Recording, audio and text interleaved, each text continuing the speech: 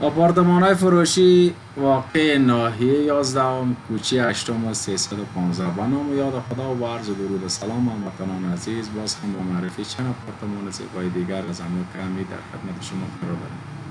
هموطنان عزیز، قسمی که در تصویر مشاهده میکنین 8 واحد است. هر واحدش هم دارای 3 اتاق، یک آشپزخانه، 2 تشناب، نمره راسته، مجهز با سیستم مرکز گرمی، آب شیرین، برق سولری و همچنان برق شهری.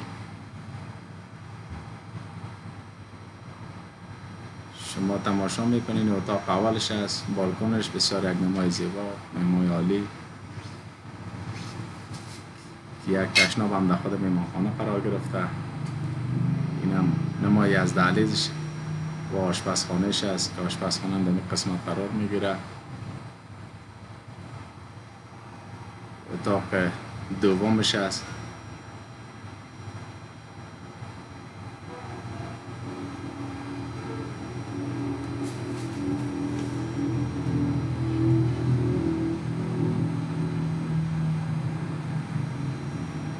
شما تماشا میکنین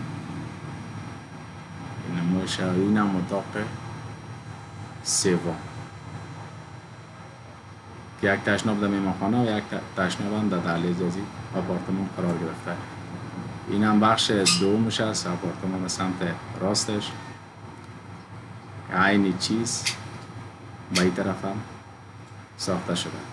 این هم اتاق مهمانخانه است، بالکنش سایه دید بسیار عالی.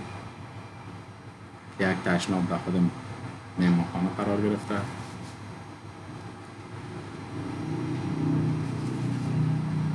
این هم نمای از دهلیز و آشپزخانه‌اش.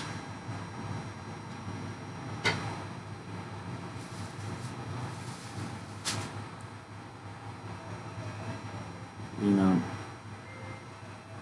تشنابی که در دهلیز قرار گرفته. اتاق دوم